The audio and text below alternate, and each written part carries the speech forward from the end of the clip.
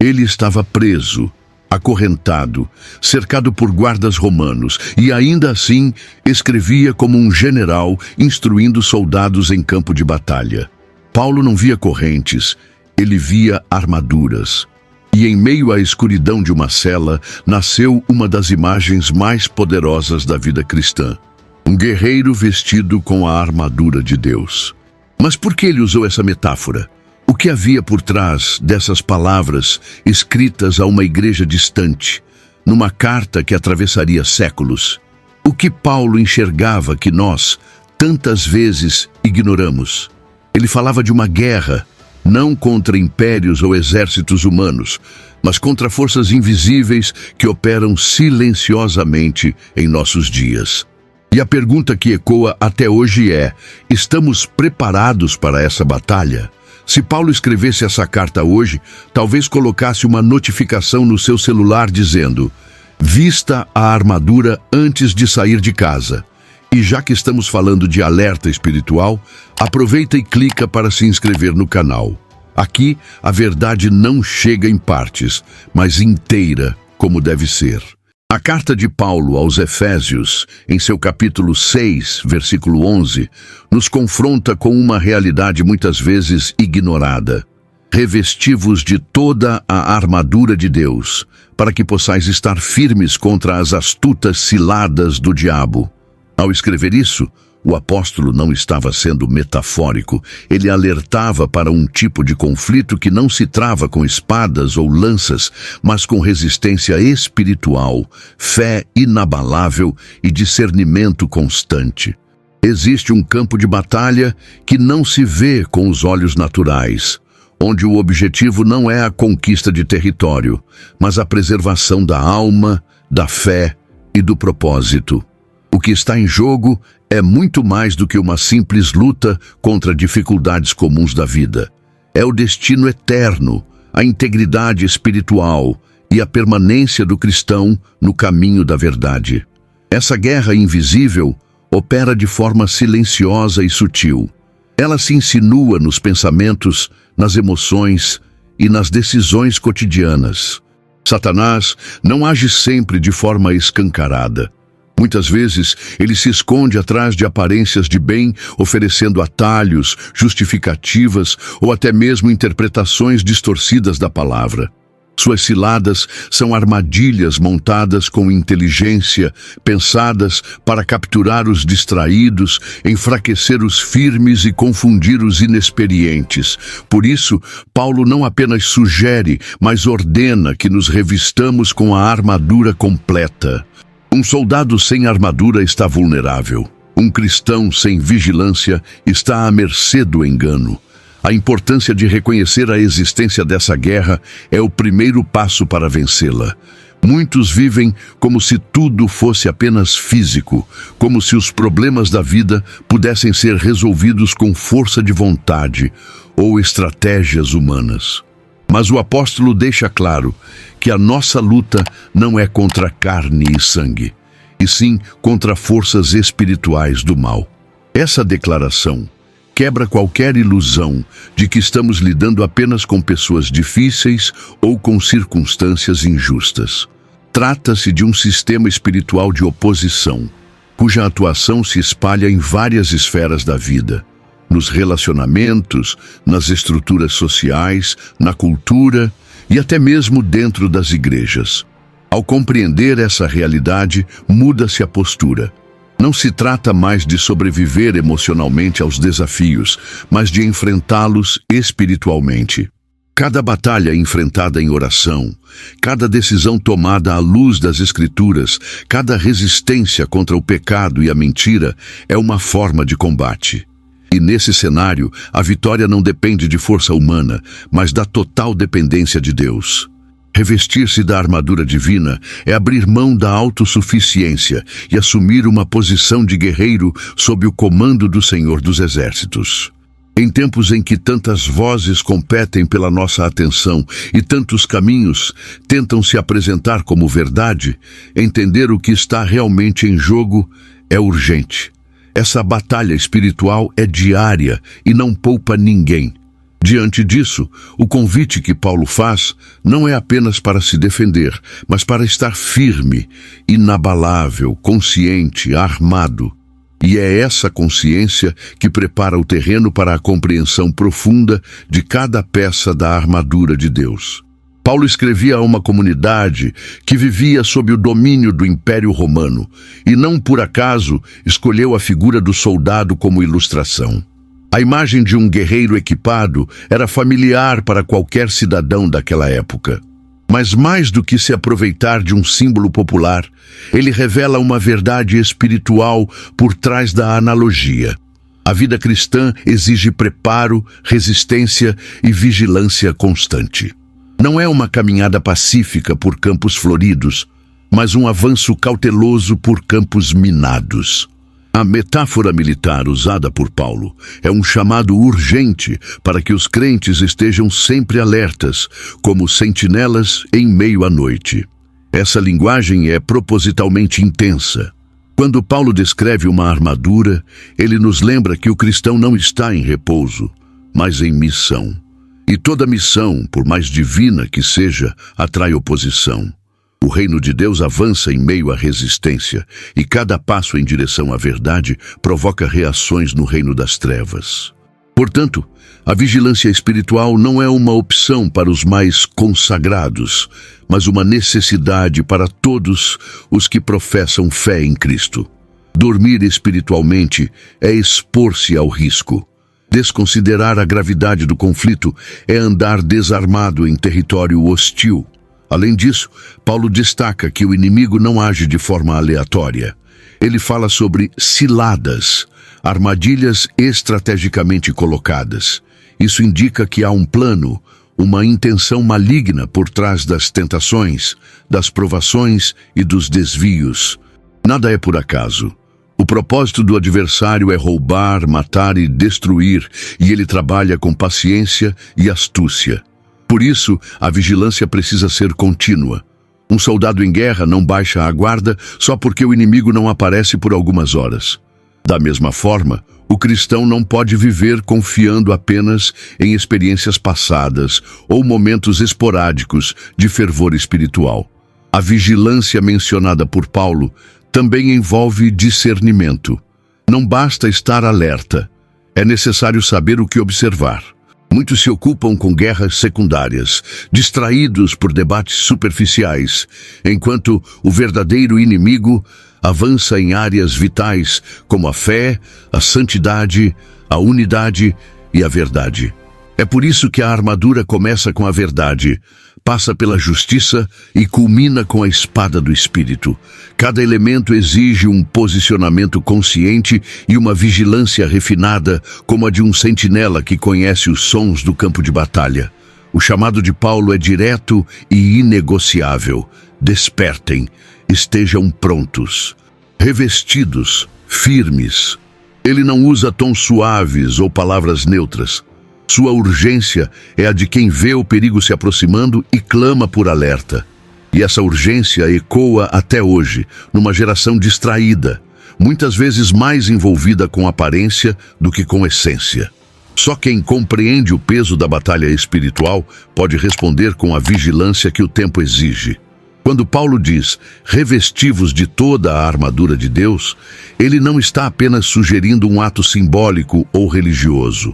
O verbo revestir-se implica intencionalidade, preparação e compromisso. Ninguém veste uma armadura por acaso, nem a usa de forma parcial. Trata-se de uma decisão consciente, movida por uma compreensão clara do ambiente hostil em que se vive. E mais do que se proteger, vestir essa armadura significa alinhar-se com os propósitos do reino, assumindo uma postura ativa no cumprimento da vontade de Deus. Cada peça da armadura descrita em Efésios capítulo 6 carrega um significado profundo. Elas não são apenas instrumentos de defesa, mas reflexos de realidades espirituais que moldam o caráter e a conduta do cristão. O cinto da verdade, por exemplo, não é um simples acessório. Ele simboliza integridade, coerência e firmeza doutrinária. A couraça da justiça protege o coração, não com méritos humanos, mas com a justiça de Cristo imputada àqueles que creem. Já os calçados do Evangelho da Paz indicam prontidão para levar a mensagem que reconcilia e transforma. Vestir-se com essa armadura é, portanto, um ato de fé e de obediência. É confiar que, mesmo em meio às lutas invisíveis, há uma estrutura divina que nos envolve e capacita. E isso não acontece de forma automática. Muitos esperam proteção espiritual sem compromisso real com a verdade, a justiça ou a oração. Mas a armadura não funciona como um amuleto. Ela exige relacionamento com Deus, sensibilidade ao Espírito e prática constante da palavra. Só assim ela cumpre seu propósito de nos manter firmes. Esse revestimento também comunica identidade. Um soldado é reconhecido por sua armadura. Da mesma forma, o cristão é identificado por sua conduta espiritual. O mundo e os poderes espirituais percebem quem está ou não protegido. Aqueles que vivem de forma negligente espiritualmente, mesmo que frequentem igrejas ou tenham discursos piedosos, estão vulneráveis. Mas quem se veste da armadura com propósito se torna uma ameaça real ao reino das trevas, pois vive de forma alinhada com os céus. A verdadeira força do cristão não está em sua aparência, em seus dons ou em sua influência social, mas na condição do seu espírito diante de Deus. E essa condição se revela na forma como ele se reveste diariamente. O chamado é claro: vista-se, não por costume, não por medo, mas por convicção, porque a batalha já começou, e apenas os que se vestem com propósito permanecerão de pé quando os ventos da oposição soprarem com força. Entre todos os componentes da armadura descrita por Paulo, o cinto da verdade é mencionado em primeiro lugar. Isso não é aleatório. Em uma armadura romana, o cinto não era um mero adorno. Ele sustentava e conectava todas as outras peças. Sem ele, o guerreiro se tornava desorganizado e vulnerável. No mundo espiritual, essa função é atribuída à verdade. Ela que sustenta a vida do cristão em meio ao caos das mentiras lançadas pelo inimigo. E essas mentiras, diferentemente do que muitos pensam, não chegam sempre como afrontas explícitas, mas muitas vezes disfarçadas de meias-verdades, justificativas convincentes e até ensinamentos que se aproximam da verdade, mas que negam a sua essência. Vivemos em uma era marcada pela relativização. Cada um quer construir sua própria versão da realidade, adaptando princípios à sua conveniência. Isso torna a verdade bíblica um alvo direto de ataques, tanto sutis quanto agressivos. Em João capítulo 17, versículo 17, Jesus ora dizendo: santifica-os na verdade, a tua palavra é a verdade. A base da santidade, da vida transformada e da resistência espiritual é a verdade revelada por Deus. Sem ela, qualquer armadura se torna frágil. Sem ela, a fé se torna superstição, a justiça se torna arrogância e a salvação vira apenas um conceito religioso. A mentira, quando aceita, se torna uma prisão. Ela distorce a identidade, corrompe a motivação e separa o cristão de sua verdadeira missão. O inimigo sabe disso e, por isso, investe tanto em confundir. O que começou como uma dúvida inocente pode se transformar em uma convicção enganosa se não for confrontada pela verdade. É por isso que o cinto da verdade não é uma peça opcional. Ele é a base.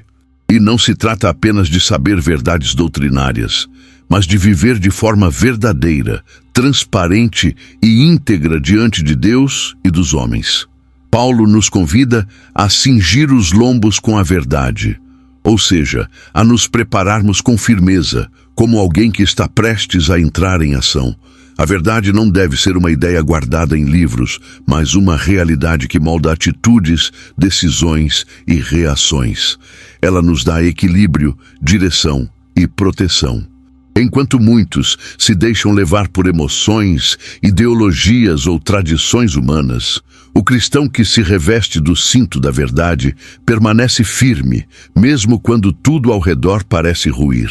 Manter-se na verdade não é confortável, nem sempre é popular, mas é absolutamente necessário. O cinto da verdade é o que impede que todo o restante da armadura se desestabilize. Ele nos prepara para discernir e resistir às artimanhas do inimigo, nos posicionando como guerreiros que sabem por que lutam e em quem confiam. Antes de seguirmos, quero saber algo de você. Qual parte dessa armadura você sente que mais precisa fortalecer no seu dia a dia? Escreve aqui nos comentários. Sua experiência pode iluminar o caminho de alguém que está travando a mesma batalha agora. Logo após o cinto da verdade, Paulo menciona a couraça da justiça. No corpo de um soldado romano, essa peça protegia a região do peito, onde estão os órgãos vitais, especialmente o coração. No plano espiritual, a função é a mesma: proteger o centro das emoções, dos desejos e da identidade contra as setas acusadoras do maligno. E o inimigo é mestre em usar acusações como armas. Ele aponta falhas, relembra pecados passados, distorce intenções e tenta minar a segurança do cristão com base em erros cometidos. Em Apocalipse capítulo 12, versículo 10, ele é chamado de o acusador de nossos irmãos, que os acusa de dia e de noite diante de Deus. Por isso, a justiça aqui mencionada não é a nossa, mas a de Cristo. É a justificação que recebemos por meio da fé, como declara Romanos capítulo 5, versículo 1. Justificados, pois, mediante a fé, temos paz com Deus por meio de nosso Senhor Jesus Cristo. Essa justiça é um escudo que cobre nossas vulnerabilidades e silencia as acusações do inimigo. Não é baseada em méritos, boas obras ou desempenho espiritual, mas no sangue do Cordeiro que nos fez aceitáveis diante de Deus. Quando o coração está desprotegido por essa verdade, ele se torna alvo fácil da culpa, da vergonha e da condenação. Além de proteção, a couraça da justiça também aponta para um chamado à integridade. Não se trata apenas de crer que fomos justificados, mas de viver de maneira justa. A justiça de Deus opera em nós tanto no sentido legal quanto no comportamental. Ou seja, somos declarados justos diante de Deus, mas também somos transformados para agir com retidão. Essa é a força de uma couraça que não apenas resiste ao mal, mas o confronta com testemunho vivo e coerente. Muitos cristãos sucumbem espiritualmente por não entenderem a eficácia dessa armadura. Tentam enfrentar as acusações com argumentos humanos, com comparações ou com remorso. Mas a verdadeira segurança está em saber que nossa justiça está em Cristo. Essa certeza que fortalece o coração e impede que ele se endureça ou se desespere diante das lutas.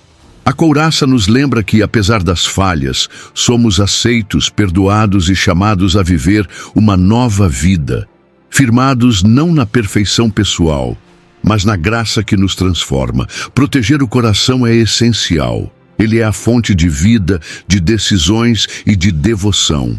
E o inimigo sabe disso. Por isso, todo soldado espiritual precisa vestir essa couraça diariamente, lembrando que sua identidade não está em suas quedas, mas na justiça que o cobre. Em qualquer batalha, os pés firmes garantem equilíbrio. Paulo sabia disso quando escreveu sobre os pés calçados com a preparação do Evangelho da Paz. O soldado romano usava sandálias reforçadas com cravos, que o ajudavam a manter-se estável em terrenos escorregadios ou instáveis. Espiritualmente, essa estabilidade vem da paz que nasce do Evangelho. Não uma paz passiva, mas uma paz ativa, capaz de resistir à pressão e avançar mesmo sob oposição. Em Romanos capítulo 10, versículo 15, está escrito: quão formosos são os pés dos que anunciam coisas boas, O Evangelho da Paz é tanto armamento quanto missão. A expressão preparação do Evangelho revela prontidão. O cristão não deve apenas conhecer o Evangelho, mas estar pronto para vivê-lo e anunciá-lo. Essa disposição gera estabilidade emocional e espiritual diante das pressões da vida. Quando o coração está ancorado na paz que excede todo o entendimento, como menciona Filipenses capítulo 4, versículo 7, as circunstâncias externas perdem seu poder de desestabilizar. E essa paz não é a ausência de conflito, mas a presença de Cristo no meio do conflito. Ela nos torna capazes de caminhar mesmo quando o terreno é hostil. Outro aspecto poderoso desse calçado espiritual é sua capacidade de avançar. A armadura não é apenas defensiva. O Evangelho nos impulsiona a ir adiante, levando luz onde há trevas, verdade onde há engano e reconciliação onde há guerra. Os pés calçados com o Evangelho são os pés de quem não foge da batalha, mas caminha nela com propósito. São os pés de quem entende que o campo de batalha é também campo de missão, e que cada passo dado pode ser uma semente lançada para a glória de Deus. Porém, muitos tropeçam porque caminham descalços de convicção. Tentam avançar sem paz interior, sem clareza de propósito e sem segurança na mensagem que carregam. O resultado é um cansaço espiritual que os impede de prosseguir. Os calçados do Evangelho da Paz protegem contra isso. Eles oferecem resistência nas subidas, leveza nas descidas e firmeza nas curvas. Mais do que uma proteção, são uma declaração. Estamos prontos para levar a paz onde ela ainda não chegou. Estar calçado com o Evangelho da Paz é viver em constante prontidão, com os pés firmes na verdade e o coração disposto a avançar. É entender que, mesmo em meio às batalhas, há uma paz que não pode ser roubada, uma paz que sustenta, dirige e testemunha. Em meio às descrições da armadura espiritual, Paulo insere uma advertência clara. Tomando sobretudo o escudo da fé, com o qual podereis apagar todos os dardos inflamados do maligno. A imagem do escudo não apenas complementa a armadura, mas destaca uma defesa ativa e abrangente. Diferente de outras peças que protegem partes específicas do corpo, o escudo da fé cobre conforme a necessidade. Ele se movimenta com o guerreiro, adaptando-se ao ataque, sendo capaz de proteger de todos os lados, desde que seja manejado com firmeza. Os dardos inflamados do maligno são variados. Eles assumem formas de pensamentos destrutivos, acusações, dúvidas, tentações e muitas vezes medos paralisantes. Esses ataques visam abalar o equilíbrio emocional, comprometer a confiança e corroer a esperança. A fé, nesse contexto, não é apenas uma crença intelectual, mas uma confiança prática em Deus. É aquilo que, mesmo em meio às incertezas, declara como o salmista no Salmo capítulo 56, versículo 3. Em me vindo o temor, hei de confiar em ti. Quando o escudo da fé é deixado de lado, o cristão se torna vulnerável à ansiedade, à confusão e ao desânimo. Mas quando a fé é erguida, ela não apenas defende, ela apaga. Ou seja, ela desativa o poder do ataque. A fé não remove o conflito, mas anula o efeito destrutivo que ele poderia causar. É por isso que Paulo diz, todos os dardos. Nenhuma seta maligna é forte o suficiente contra um escudo forjado na convicção da fidelidade de Deus. Essa fé se fortalece pelo ouvir da palavra, como ensina Romanos capítulo 10, versículo 17. Ela não nasce do emocionalismo nem de experiências místicas isoladas, mas do conhecimento progressivo daquilo que Deus é e prometeu. Quanto mais se conhece a palavra, mais firme se torna o escudo. E quanto mais a fé é praticada, mais leve se torna o fardo da batalha. É um exercício diário, silencioso, muitas vezes invisível aos olhos dos outros, mas profundamente eficaz contra o avanço do inimigo. Carregar o escudo da fé é escolher não se render, mesmo quando as circunstâncias gritam o contrário. É manter-se de pé quando os ventos sopram com força. É declarar com os lábios e com a vida que Deus é digno de confiança, mesmo quando a lógica humana não oferece garantias. Esse escudo não apenas protege, ele ensina. Ensina a resistir, a avançar e a permanecer confiante até o fim da batalha. A mente humana é um campo fértil para batalhas espirituais. Pensamentos são sementes que, quando não cuidadas, podem se tornar fortalezas, sejam elas de fé ou de destruição. Por isso, Paulo inclui na armadura espiritual o capacete da salvação. A função é clara: proteger a cabeça, a sede da razão, da memória, da imaginação e das decisões. O inimigo sabe que, se controlar os pensamentos, controlará as atitudes. Por isso, seu ataque é direto contra a mente, e a única proteção eficaz é a consciência constante da salvação em Cristo. O capacete da salvação não representa apenas o ato inicial de ter sido salvo, mas a certeza contínua de pertencimento a Deus. É uma segurança que blinda a mente contra a dúvida, o engano e a confusão. Quando o inimigo lança pensamentos como "você não é digno", "Deus se esqueceu de você" ou "não há mais perdão para seus erros", o capacete da salvação entra em ação. Ele lembra que, conforme está escrito em Romanos capítulo 8, versículo 1, "Agora, pois, nenhuma condenação há para os que estão em Cristo Jesus." Essa segurança não gera arrogância, mas firmeza. O cristão que anda com a mente protegida pela salvação é menos suscetível à manipulação espiritual e emocional. Ele não se abala com cada vento de doutrina, nem se desespera diante dos fracassos, porque sabe que sua identidade está selada em Cristo e que sua mente foi renovada para pensar segundo o Espírito e não segundo a carne. Essa renovação é um processo contínuo, como Paulo também ensina em Romanos capítulo 12, versículo 2, onde somos chamados a transformar-nos pela renovação da mente. No campo de batalha, o capacete também serve para manter o foco. Em meio a ruídos, ataques e distrações, ele protege contra a desorientação. Ele mantém o cristão consciente de quem é, para onde vai e quem está ao seu lado. A salvação não é apenas uma promessa futura, mas uma realidade presente que influencia decisões, posicionamentos e pensamentos. Proteger a mente é preservar a clareza espiritual. É impedir que pensamentos corrosivos ganhem espaço.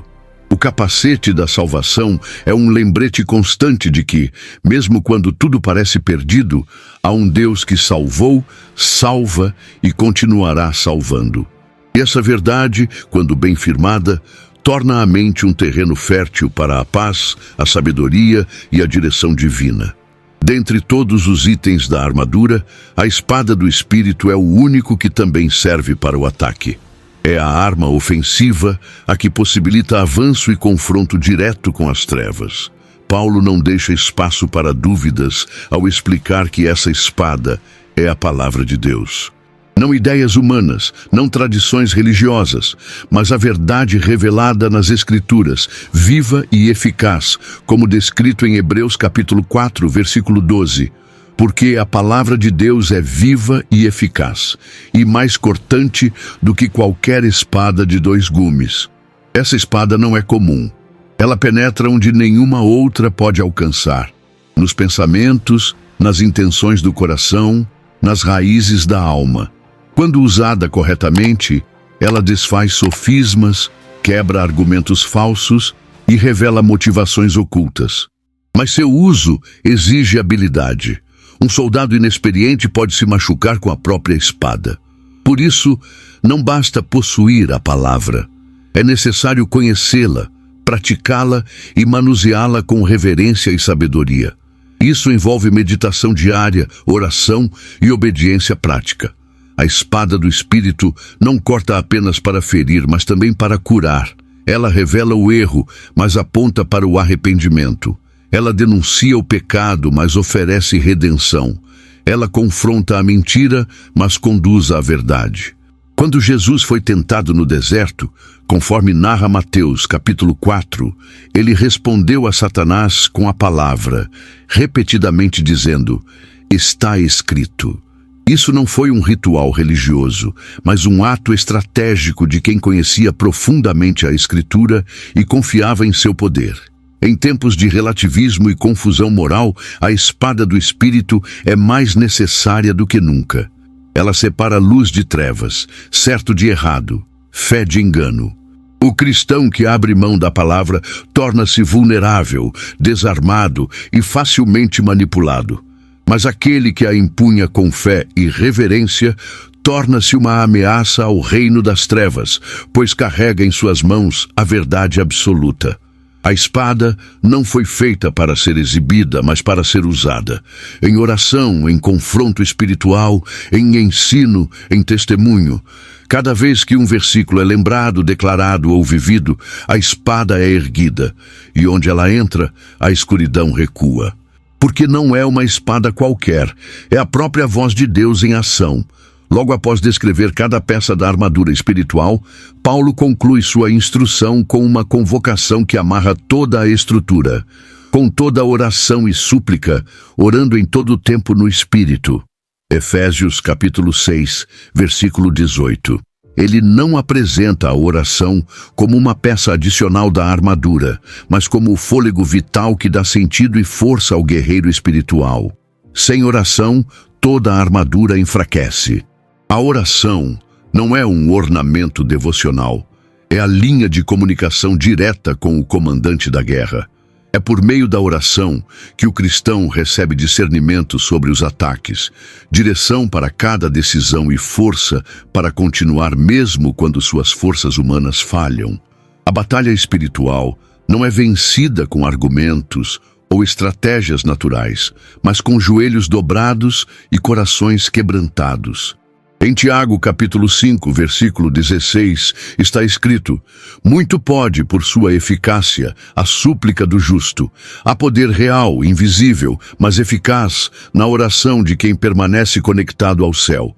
A oração no Espírito, como Paulo ensina, não é uma repetição mecânica de palavras, mas uma comunhão profunda, onde o Espírito Santo guia as intenções e molda os clamores segundo a vontade de Deus. Orar em todo o tempo não significa estar sempre em voz alta, mas manter uma sensibilidade contínua à presença divina. É estar sintonizado com Deus no meio da rotina, atento à sua voz em meio aos ruídos do mundo. Além disso, Paulo enfatiza que devemos orar com toda perseverança e súplica por todos os santos. Ou seja, a oração não é apenas um recurso individual, mas também uma arma coletiva. É na intercessão que o exército de Deus se fortalece mutuamente. Um soldado orando por outro se torna escudo, apoio e cobertura espiritual. Em tempos de guerra, ninguém deve lutar sozinho. A oração une, restaura e capacita o corpo de Cristo para avançar junto. A verdadeira oração é silenciosamente poderosa. Ela move céus, resiste ao inferno e transforma a terra. Enquanto o mundo despreza ou banaliza a oração, o crente vigilante entende que nas madrugadas silenciosas ou nos clamores simples, há uma força ativa, rompendo cadeias, desfazendo ciladas e fazendo com que a armadura de Deus brilhe com eficácia. Orar é guerrear de joelhos, com os olhos voltados ao céu e o coração firme no Senhor dos Exércitos. Muitos cristãos se perdem nas batalhas espirituais por não entenderem quem é o verdadeiro inimigo. Paulo faz questão de esclarecer em Efésios capítulo 6, versículo 12. Porque a nossa luta não é contra carne e sangue, e sim contra os principados e potestades, contra os dominadores deste mundo tenebroso, contra as forças espirituais do mal nas regiões celestiais. Essa declaração é essencial, pois muda completamente a forma de reagir às oposições da vida. O erro de direcionar a luta contra pessoas é mais comum do que parece. Quantos conflitos em famílias, igrejas, casamentos ou ambientes de trabalho são, na verdade, reflexos de batalhas espirituais travadas no invisível.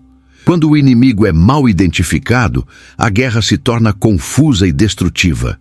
Acusam-se os irmãos, suspeita-se dos amigos, despreza-se o próximo, enquanto o verdadeiro adversário opera ocultamente, alimentando divisão, ciúmes, rancores e orgulho.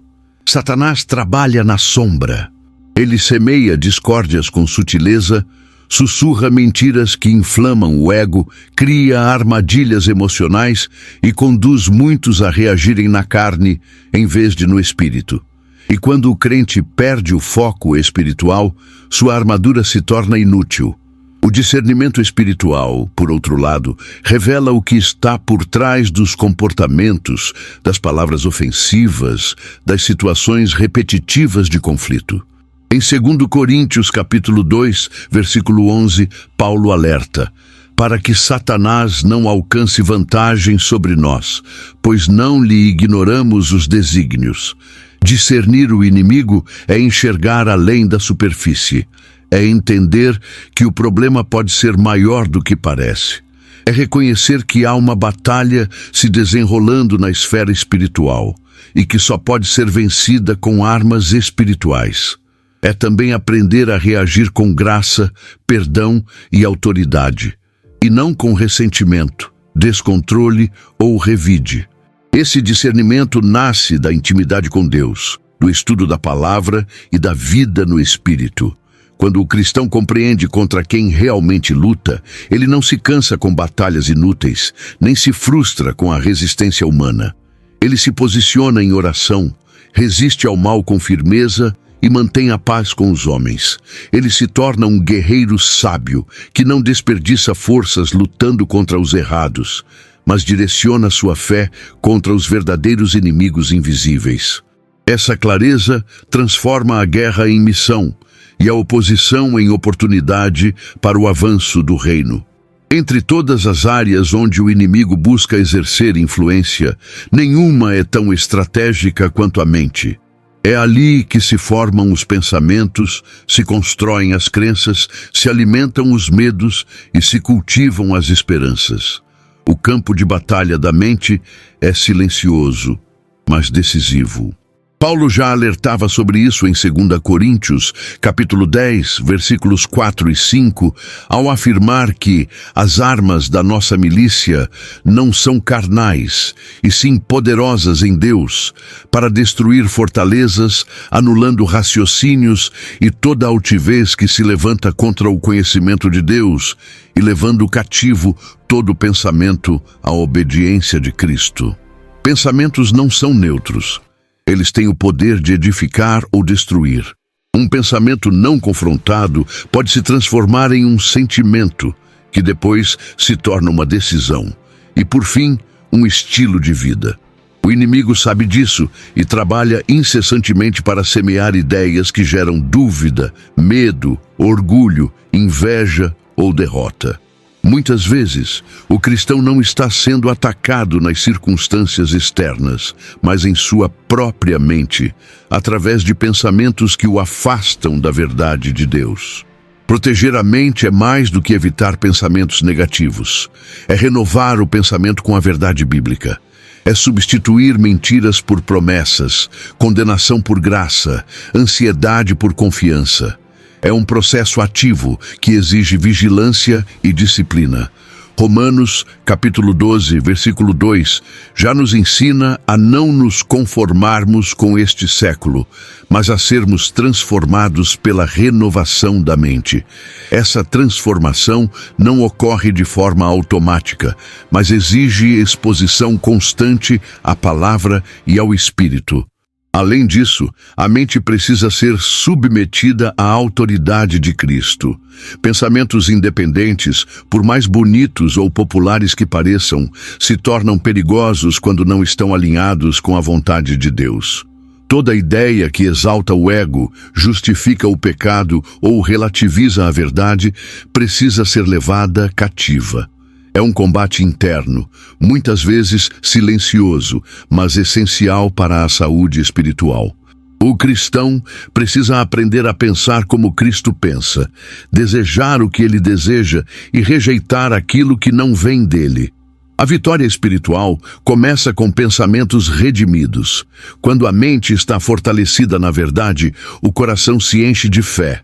As palavras se tornam fonte de vida e as decisões caminham em direção ao propósito. A mente é o campo onde tudo começa, e é ali que, dia após dia, a guerra precisa ser vencida. Enquanto muitas batalhas espirituais são travadas contra forças externas, há uma luta silenciosa que ocorre dentro de cada cristão. A batalha contra a carne. Paulo reconheceu essa tensão em sua própria vida, dizendo em Romanos capítulo 7, versículo 19: Porque não faço o bem que prefiro, mas o mal que não quero, esse faço. Essa guerra interior é diária e complexa.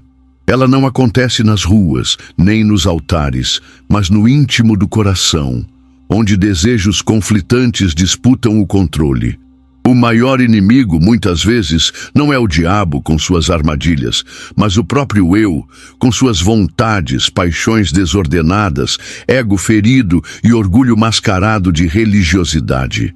A carne é teimosa, busca gratificação imediata e se opõe à submissão ao Espírito.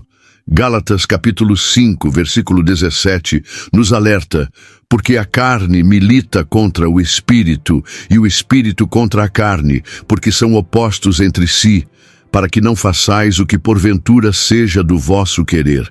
Essa oposição interna não pode ser ignorada. É uma guerra constante entre viver para si ou viver para Deus. A armadura de Deus, por mais poderosa que seja, não substitui o dever de crucificar a carne. Essa é uma responsabilidade que repousa sobre cada crente. E crucificar a carne não é um ato simbólico, mas um processo de morte diária dos desejos contrários à vontade de Deus. E isso exige vigilância, renúncia, arrependimento contínuo e uma entrega real ao senhorio de Cristo. O Espírito Santo não compartilha espaço com desejos não tratados.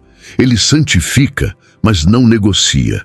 É nesse campo de batalha interior que muitos cristãos fracassam. Mantêm aparências, mas ignoram as lutas da alma. Parecem firmes por fora, mas estão divididos por dentro. A vitória externa só se estabelece quando há domínio interno. Vencer a si mesmo é o maior dos triunfos espirituais. E essa conquista não vem pela força de vontade, mas pela rendição ao Espírito Santo. O Espírito gera domínio próprio, humildade e pureza, que neutralizam os impulsos da carne e abrem espaço para uma vida verdadeiramente vitoriosa. Quem vence a si mesmo está pronto para resistir ao inimigo externo. A batalha interior é o verdadeiro teste de integridade espiritual. Nela não há plateia nem aplausos, apenas a consciência diante de Deus. E é ali, no silêncio do coração rendido, que as maiores vitórias são alcançadas. Em toda essa instrução de Paulo sobre a armadura espiritual, uma palavra se repete com peso: firmeza. Ele declara em Efésios capítulo 6, versículo 13: Tomai toda a armadura de Deus, para que possais resistir no dia mau, e depois de terdes vencido tudo, permanecer inabaláveis. A resistência espiritual não é apenas sobreviver à guerra, mas manter-se de pé depois que os ataques cessam. É a capacidade de continuar firme, mesmo quando as forças parecem esgotadas e a pressão não dá trégua. Resistir não é o mesmo que evitar o confronto. Na verdade, é justamente suportar a intensidade do combate sem ceder terreno. É manter os princípios, a fé e a identidade, mesmo quando tudo ao redor clama por desistência. Isso exige raízes profundas em Deus, como as da árvore plantada junto a ribeiros de águas, mencionada em Salmo, capítulo 1, versículo 3. Uma árvore assim permanece verde mesmo em tempo de seca, porque não depende da superfície para sobreviver. A resistência espiritual também envolve consistência. O inimigo não se abala com uma fé intensa por um dia, mas teme uma fé perseverante ao longo dos anos. Muitos cristãos caem não por falta de entusiasmo, mas por ausência de constância. Começam bem, mas perdem o fôlego no caminho. Permanecer firme é manter a mesma intensidade na adoração, na vigilância e no compromisso com Deus, mesmo quando não há emoções envolvidas ou recompensas imediatas. É durante os dias maus que a resistência é provada. Quando surgem crises inesperadas, perdas dolorosas, silêncio de Deus, injustiças ou cansaço emocional, é aí que se vê quem está verdadeiramente revestido da armadura divina. A armadura não elimina os dias maus, mas prepara o crente para atravessá-los sem ser esmagado. Ela sustenta o ânimo, fortalece a esperança e ativa a memória espiritual sobre quem Deus é e o que Ele já fez. Resistir é, portanto, um ato de fé ativa. É declarar com atitudes e escolhas que o reino de Deus vale mais do que qualquer conforto passageiro. É saber que, após suportar tudo, permanece uma herança guardada. A resistência espiritual molda guerreiros que não apenas vencem batalhas, mas que perseveram até o final da guerra. São esses que ouvirão do Senhor: "Bem está, servo bom e fiel." Mateus capítulo 25, versículo 21. A armadura descrita por Paulo é pessoal, mas o contexto é coletivo. Nenhum soldado vai para a guerra sozinho. O exército de Deus é formado por irmãos e irmãs chamados a lutar juntos, ombro a ombro, sustentando uns aos outros em oração, amor e serviço. Em Filipenses capítulo 1, versículo 27, Paulo exorta: "Permaneçais firmes em um só espírito, como uma só alma, lutando juntos pela fé do Evangelho." A unidade é mais do que uma virtude. É uma estratégia de sobrevivência e avanço. O inimigo sabe do poder da unidade e, por isso, seu ataque frequente é promover divisões. Ele lança desconfianças, alimenta ressentimentos, distorce intenções e cria barreiras emocionais entre os crentes. Uma igreja dividida é uma igreja vulnerável. Um exército desunido perde força antes mesmo de entrar no campo de batalha. A Bíblia nos mostra que onde há unidade, ali o Senhor ordena a bênção. Salmo capítulo 133, versículo 3. E onde há bênção, há vitória. A unidade na batalha espiritual não significa ausência de diferenças, mas presença de amor que supera as diferenças. Significa colocar o reino acima das opiniões, preferências ou feridas pessoais. Quando os crentes se cobrem mutuamente em oração, se perdoam, se edificam e se ajudam, o inimigo perde espaço. A força de um soldado aumenta quando ele sabe que não está só. E o encorajamento de um irmão pode ser o combustível que outro precisa para continuar lutando. Jesus orou pela unidade de seus discípulos antes de enfrentar a cruz, como registrado em João, capítulo 17, versículo 21. Ele sabia que a eficácia da missão estava diretamente ligada à comunhão dos que a carregariam adiante. A igreja primitiva venceu enormes desafios, porque perseveravam unânimes em oração e viviam em comunhão. A unidade espiritual não é fruto de eventos sociais, mas de corações quebrantados diante de Deus. O exército de Deus é mais forte quando luta unido. Quando um cai, o outro estende a mão. Quando um se cansa, o outro sustenta. Quando um vence, todos se alegram. Essa é a beleza do corpo de Cristo. Diferentes membros, um só propósito.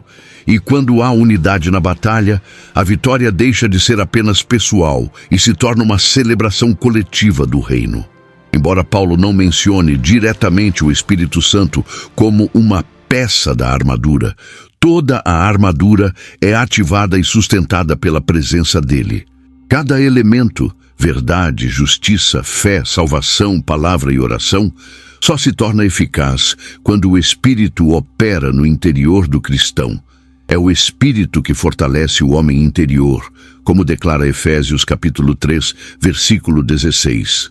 para que, segundo as riquezas da sua glória, vos conceda que sejais fortalecidos com poder, mediante o seu Espírito no homem interior.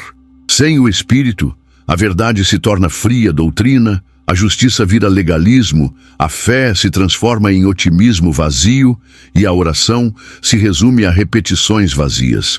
Mas com ele, tudo ganha vida, poder e direção. É ele quem nos lembra das promessas de Deus quando os ataques vêm. É ele quem nos convence do pecado, da justiça e do juízo. É ele quem nos capacita a viver aquilo que a armadura representa, não apenas em teoria, mas na prática diária. O Espírito Santo também é quem nos dá sensibilidade para perceber os ataques antes que se tornem feridas. Ele alerta, guia, consola, capacita. Sua atuação é como a de um comandante atento, instruindo os soldados em tempo real. Muitos cristãos enfraquecem espiritualmente porque negligenciam a intimidade com o Espírito. Trocam sua voz por conselhos humanos, por distrações ou por ativismo religioso. Porém, sem a força que ele concede, a batalha se torna insuportável. Ao buscar a plenitude do Espírito, o cristão se torna revestido de poder. Jesus mesmo orientou os discípulos a não saírem para a missão sem serem revestidos do alto. Lucas capítulo 24, versículo 49. Isso nos ensina que, antes de agir, precisamos ser cheios. Antes de confrontar, precisamos estar sensíveis. Antes de resistir ao mal, precisamos estar conectados à fonte da santidade e da verdade. A armadura espiritual é forjada na presença do Espírito. É ali, em comunhão constante, que ela se ajusta ao nosso coração, se fortalece com o tempo e se torna parte de quem somos. Um cristão cheio do Espírito não apenas veste a armadura, ele se torna um reflexo vivo do guerreiro que Deus deseja levantar neste tempo. Nem toda batalha espiritual se revela de forma grandiosa ou dramática. Muitas ocorrem nos bastidores do cotidiano, em pensamentos silenciosos, decisões aparentemente simples, pequenas concessões e reações impulsivas. As lutas espirituais do dia a dia são sutis, mas não menos perigosas. E muitas vezes são nelas que mais cristãos tombam por acharem que são meros problemas da vida. Mas como diz Cantares capítulo 2, versículo 15, apanhai-nos as raposas, as rapozinhas, que fazem mal às vinhas. Pequenos inimigos podem causar grandes estragos quando ignorados. A resistência espiritual precisa ser aplicada também nos momentos rotineiros. É naquele comentário murmurador que se disfarça de desabafo. Na crítica que esconde orgulho. Na distração que consome tempo devocional. Na dúvida que parece legítima, mas mina a fé. Em cada uma dessas situações, há uma batalha sendo travada entre o espírito e a carne, entre o reino de Deus e os valores deste mundo. E vencer nesses momentos exige sensibilidade e prontidão. Vestir a armadura de Deus é estar atento ao que parece inofensivo. É vigiar nas redes sociais, nas conversas do dia a dia, nas escolhas de consumo, no tipo de entretenimento que se permite. O inimigo sabe que se não conseguir derrubar com grandes pecados, pode enfraquecer lentamente com pequenas concessões. E o cristão só perceberá essas brechas se estiver vestido com a verdade, a justiça, a fé e o discernimento. As lutas do cotidiano também envolvem perseverança. Quando tudo parece monótono ou quando a resposta de Deus demora, o desânimo espiritual quer se instalar. O crente começa a se acostumar com a frieza, com a ausência de frutos, com a superficialidade. Mas é nesses momentos que a resistência se torna ainda mais necessária. É ali que a maturidade espiritual é provada e onde o caráter de Cristo se consolida. Disfarçadas de rotina, muitas batalhas espirituais têm desviado os soldados que um dia estavam na linha de frente. Por isso, a vigilância precisa ser constante. As pequenas vitórias diárias são tão valiosas quanto as grandes conquistas. Elas constroem um alicerce sólido sobre o qual se sustentam os dias difíceis. Identificar essas batalhas escondidas é sinal de maturidade e prontidão. E vencê-las é prova de que a armadura está sendo bem utilizada. A armadura de Deus não é apenas uma defesa para os tempos difíceis, mas uma garantia de que, se permanecermos fiéis, chegaremos até o fim. Em 2 Timóteo, capítulo 4, versículo 7, Paulo declara: "Combati o bom combate, completei a carreira, guardei a fé." Essas palavras não vêm de alguém que nunca foi ferido, mas de alguém que, mesmo ferido, permaneceu fiel. O chamado à resistência espiritual é, na verdade, um chamado à fidelidade constante. A vitória já foi conquistada por Cristo na cruz. O cristão não luta para vencer, mas luta desde a vitória. Contudo, essa vitória só se manifesta plenamente na vida daqueles que não abandonam a batalha no meio do caminho. A fidelidade até o fim exige coragem, perseverança e confiança no caráter de Deus, mesmo quando as circunstâncias gritam o contrário. A promessa está em Apocalipse, capítulo 2, versículo 10. "Sê fiel até a morte, e dar-te-ei a coroa da vida." Permanecer fiel não é manter perfeição, mas manter direção. É cair e levantar. É sentir medo, mas não recuar. É duvidar por um momento, mas não abandonar a fé. É seguir em frente, mesmo sem aplausos, mesmo quando parece que ninguém vê. O guerreiro fiel é aquele que compreendeu que seu maior prêmio não está neste mundo, mas no encontro final com o Rei dos Reis. A fidelidade é fortalecida na comunhão com a palavra, no poder da oração, na vida em comunidade e na presença constante do Espírito Santo.